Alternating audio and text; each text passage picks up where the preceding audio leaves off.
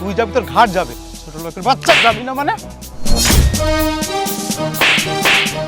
আসসালামু আলাইকুম সম্মানিত দর্শক, কেমন আছেন? আশা করি ভালো আছেন।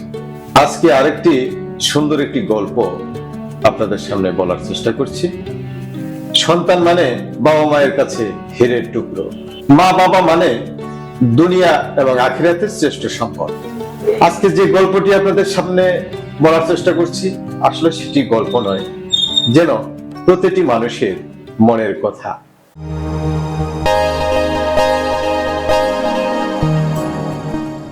মা জবেদা কত আদরে, কত সোহাগে নিজের সন্তানকে আগলে রেখেছেন।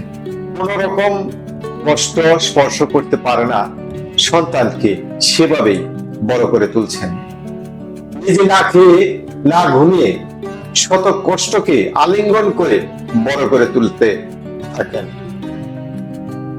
পড়ালেখা শিখিয়ে মানুষের মতো মানুষ করে তুলে, যাতে করে অদূর ভবিষ্যৎ যেন সন্তান কোনো কিছুতে কষ্ট না পায়, সেদিকে সুদৃষ্টি থাকে বাবা মায়ের প্রতিটি ক্ষণ।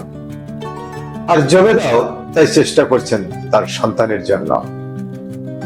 প্রতিটি বাবা মায়ের স্বপ্ন ছেলে পড়ালেখা করে সুন্দর ভবিষ্যৎ তৈরি করে দেয়া, তারপর সুসময় দেখে বিয়ে দিয়ে দেবে।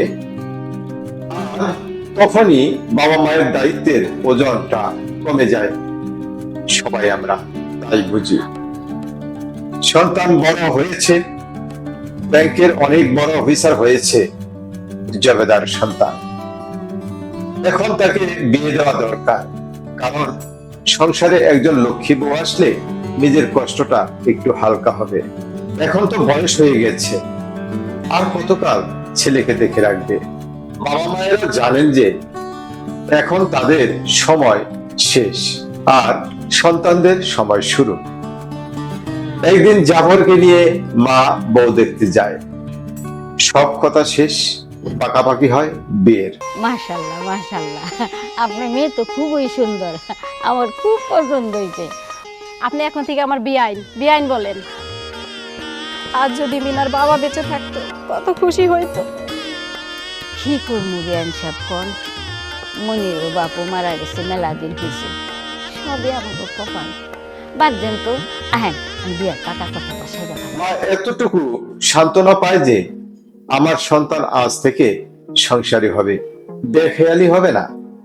এবং এটাও ভাবে যে মানুষ যখন বড় হয়ে যায়, তখন বাড়ির ছেলে বা ছেলের বউ এর উপর নির্ভর করতে হয় নানা কাজে।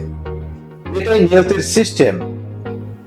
সেজন্য দরকার ভদ্র নম্র একজন লক্ষ্মী বউ। মা জবেদা মনোতৃপ্তি নিয়ে ছেলেকে বিয়ে দিয়ে স্বস্তি খুঁজে পায়। কিছুদিন যেতে না যেতেই ছেলের আচরণ, ছেলের বউয়ের আচরণ পরিবর্তন দেখতে থাকে। অসুখ বিসুখে কাউকে কাছে পাওয়া যায় না। হবো বৌমা, দেখছো, তোমার সাথে একটু শান্তিতে মন খুলে কথাও বলতে পারবো না। এই যে তার ডাকার সময় হয়ে গেল। আচ্ছা আমি দেখতেছি। কি দেখবা? তোমার মাকে বলো আমি অসুস্থ। মা, মিনা অসুস্থ, আসতে পারবে না। কি হয়েছে? মা ওর মাথা ব্যথা, ও ঘুমাইছে, কিছু বলবা? হরে বাপ, আমারও তো শরীরটা ভালো লাগতেছে না, আমারও মাথা ব্যথা। রান্না করে কামগুলো যদি একটু করতো। মা এখন পারবে না, ঘুমাচ্ছে। নানা অজুহাতে দূরে দূরে থাকে বউ, এবং কি নিজের সন্তানও। আসল কথা হলো যে যে লক্ষ্মী বউ নিয়ে আসছিল মায়ের একটু সহযোগিতা করতে, সেই বউই আজ সরাসরি বলে দেয় স্বামীকে সে চাকরানির কাজ করতে পারবে না। জাফর বেকায়দায় পড়ে যায়, নানা কথা বলে বউকে সামাল দিতে চায়। স্ত্রী তো নাছরবান্দা, সে মায়ের সাথে থাকবে না, সে এক কথায় বলে দেয়। সে সাথে তাল বাহানায় নানান মিথ্যে কথা বলে জাফরকে ঘায়েল করার চেষ্টা করে। মা, আচ্ছা মা, তুমি কি আমাদের একটু শান্তিতে থাকতে দিবা না? আমি এবার কি করলাম? তুমি এমন ভাব ধরতেছো যেন তুমি কিছুই জানো না, মানে ভাজা মাছটা উল্টে খাইতে পারো না। আমি সত্যি কিছু জানি না, কি হয়েছে? মা, তোমার বৌমা তার বাবার বাড়ি ছিল আমাদের বাড়ি চলে আসছে, এসে আমাদের সবাইকে আপন করে নিছে। তোমার কি এটা সহ্য হচ্ছে না? ও বাবা, তুই আমার আগে কথাটা শোন, কি হয়েছে শোন। থাক মা, তুমি আর আমাকে কিছু কইতে আসো না, আমি সব জানি বুঝি। এসব তুই কি কইতাছিস বাবা? আমি অসুস্থ একটা মানুষ, কই তুই আয় আমার খোঁজ খবর নিবি না, তুই আমার সাথে ঝগড়া আরম্ভ করে দিবি। মনি, তুই কি আমার সেই মনি? তুই কি আমার পেটের সন্তান? থাক মা, এইসব আবেগের কথা বলে আমার মন গলানো যাবে না। তুমি সারাদিন অসুখের ভান করে বসে থাকো, শুয়ে থাকো, আর আমার বউ সারাদিন এই সংসারে কাজকর্ম সব সেই করে, আর তুমি অসুস্থ ভান পড়ে শুয়ে আসো আর ওষুধ গিলতেছো। কি কইলি? আমি অসুস্থতার ভান করে থাকি? মা, তুমি সারাদিন শুয়ে বসে গপ গপ করে ভাত খাও, আর তোমার পিছে প্রতি মাসে 5,000 টাকার ওষুধ আমি কিনে দিই। আল্লাহর রাস্তা মাফ করো মা, আমাকে মাফ করে দাও, আমার আর ভাল লাগতেছে না। সাফ সাফ বলে দেয়, যদি তার মাকে বাড়ি থেকে না সরায় সে এই বাড়িতেই আর থাকবে না। আচ্ছা ঠিক আছে, আমার মাকে অন্য কোথাও বাসা ভাড়া করে দেবো। বাসা ভাড়া? বাসা ভাড়া করে রাখবা কেন? আর বাসা ভাড়া করতে গেলে আলাদা খরচ লাগবে না? সেটার কি দরকার? তার চেয়ে বরং তুমি তোমার মায়ের বৃদ্ধাশ্রমে রেখে আসো, তাহলেই তো সব সমস্যার সমাধান। সেটা কি করে সম্ভব? সেটা সম্ভব না হলে তুমি তোমার মায়ের নিয়ে থাকো, কালকে সকালে আমি আমার বাবার বাড়ি চলে যাবো। সরো, যাও, সরো তো। পরের দিন তাই করলো, সকালে বউ চলে যায়।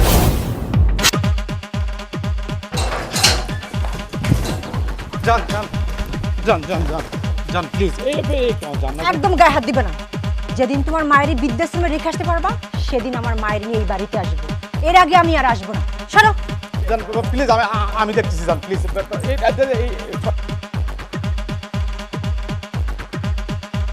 জাফর ভাবে কি করবে, সে বউয়ের প্রতি এতটাই দুর্বল হয়ে গেছে যে গর্ভধারিণী মাকে তার কাছে তুচ্ছই মনে হয়। মাকে কাপড় চোপড় গুছিয়ে বেড়াতে নিয়ে যাবে বলে জোর করে বাহির করে নিয়ে যায়, অথচ তখন মা অনেক অসুস্থ। কিছু দূর যাওয়ার পর মাকে বলে, ওই তো সামনে বৃদ্ধাশ্রম, ওখানে যাও, কয়েকদিন পর তাকে নিয়ে যাবে। এই কথা বলে ফেলে চলে যায়। মনি,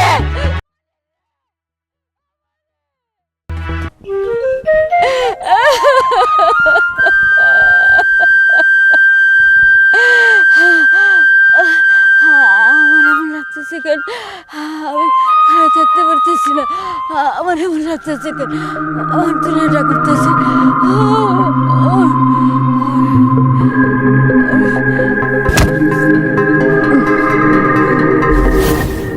বেশ কিছুক্ষণ সময় পার হয়ে যায়, মা অজ্ঞান হয়ে পড়ে থাকে রাস্তায়। এক রিক্সাওয়ালা তাকে দেখে মায়া হয়।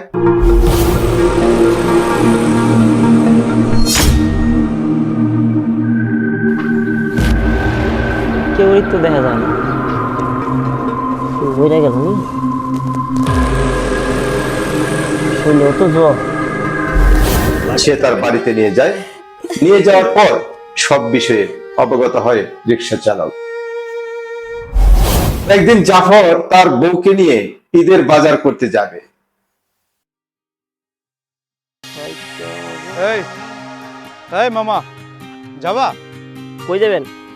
ওই তালিমপুর বাজার যাবো। ভাড়া কত নিবা? ভাই তালিমপুর বাজারে নামলে ভাই 100 টাকা, আর যদি গল্লি মল্লিতে ঢুকান তাহলে আর 20 টাকা বাড়াই দিবেন। এই মেয়ে, ভাড়া বেশি যাচ্ছ না? এখানে 80 টাকা ভাড়া, তুমি 100 টাকা চাচ্ছ কেন? দেখেন ভাই, আমি ন্যায্য বাড়াই চাইছি, যদি ভয় তাই উঠেন, আর না হলে অন্য কোনো ব্যান দেখেন। আচ্ছা ঠিক আছে।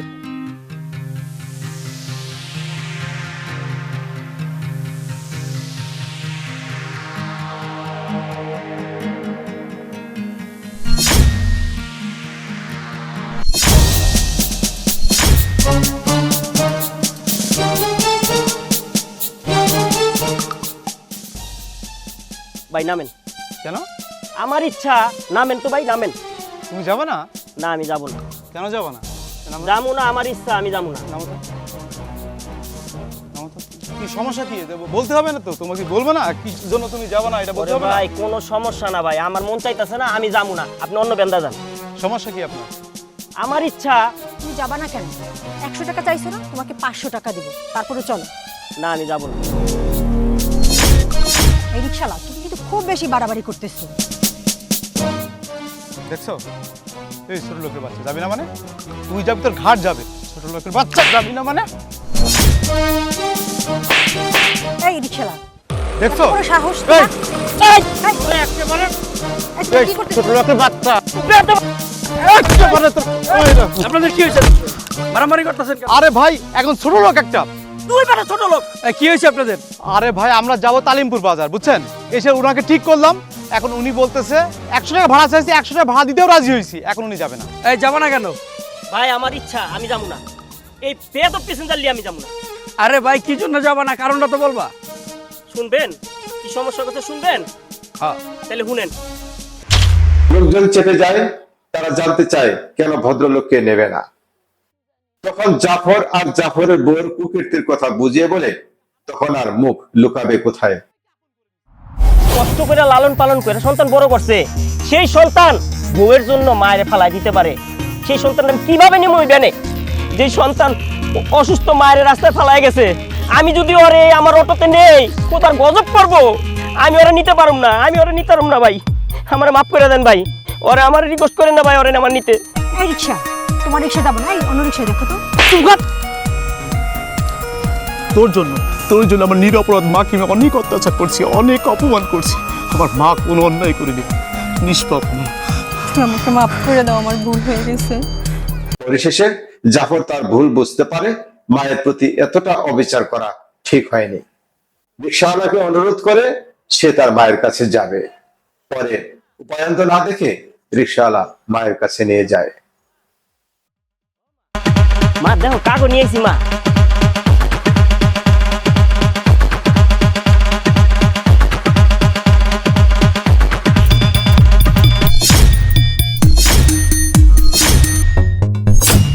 মা তো কোনোভাবে সহ্য করতে পারছে না তার ছেলে এবং ছেলের বউকে।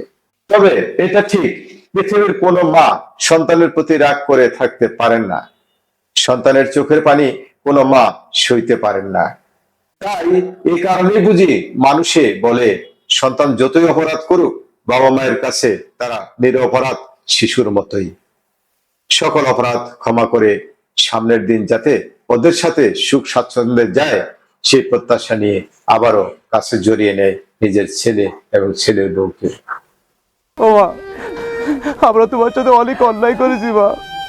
মা গো, তুমি তো মাফ না করো, আমরা কবরেও জায়গা পাবো না মা, তুমি মাফ করে দাও মা। মা গো, আমার জন্য বোনির আপনার সাথে অনেক অন্যায় করেছে, আপনি আমাকে মাফ করে দেন মা। আমি মাফ করুন এর কে?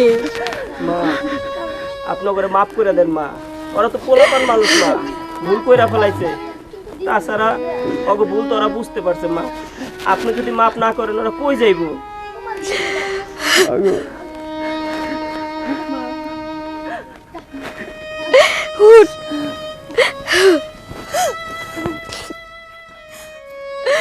আমারে, আমি তোর 10 মাস 10 দিন গর্ভে রাখছি, আমার যে কি কষ্ট তা তুই বুঝবি না। একটা মায়ের যে কি কষ্ট, আমি তোরে মাফ করবো না তো কি করবো?